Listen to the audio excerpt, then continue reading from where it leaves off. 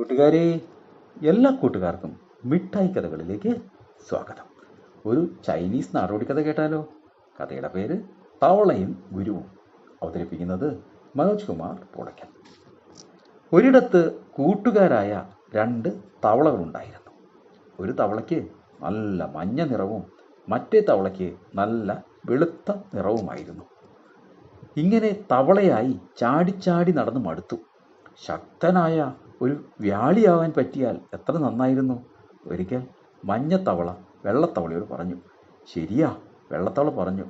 പാടത്തിനടുത്തുള്ള മുയൽ ഗുരു പലരെയും വ്യാളിയാക്കിയിട്ടുണ്ട് എന്നാണ് കേൾവി. നമുക്കും പോയി നോക്കാം. അങ്ങനെ അവർ ഗുരുവിനെ കാണാനായി പാടത്തിനടുത്തുള്ള മാളത്തിലെത്തി.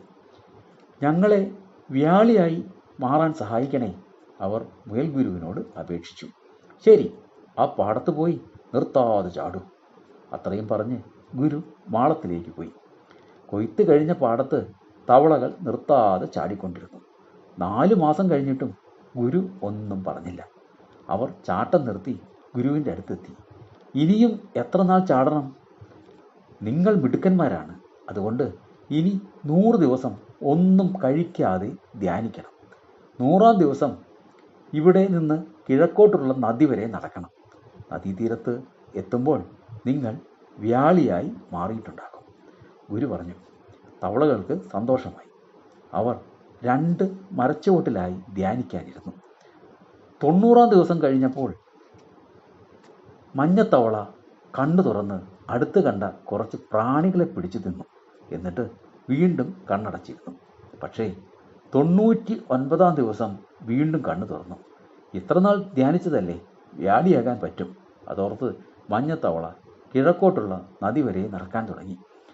നടക്കുന്നതിനിടയിൽ തലയും മുൻകാലുകളും വലുതാകുന്നത് മഞ്ഞത്തവളയ്ക്ക് മനസ്സിലായി. പക്ഷേ നദീതീരത്ത് എത്തിയിട്ടും പിൻകാലുകളും ശരീരവും തവളയുടേത് തന്നെയായിരുന്നു.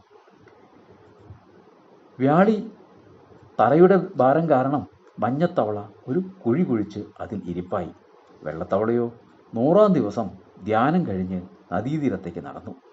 നദിയിലേക്ക് നോക്കിയ വെള്ളത്തവളയ്ക്ക് മനസ്സിലായി താൻ ഒരു വെള്ള നിറമുള്ള വ്യാളിയായി മാറിയിരിക്കുന്നു.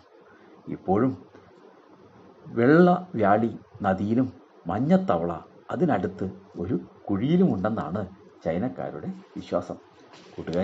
കൂട്ടുകാർക്ക് കഥ ഇഷ്ടമായോ? എങ്കിൽ പുതിയൊരു കഥയുമായി നമുക്ക് നാളെ കാണാം. എല്ലാവർക്കും നല്ലൊരു ദിനം ആശംസിക്കുന്നു. Story uncle.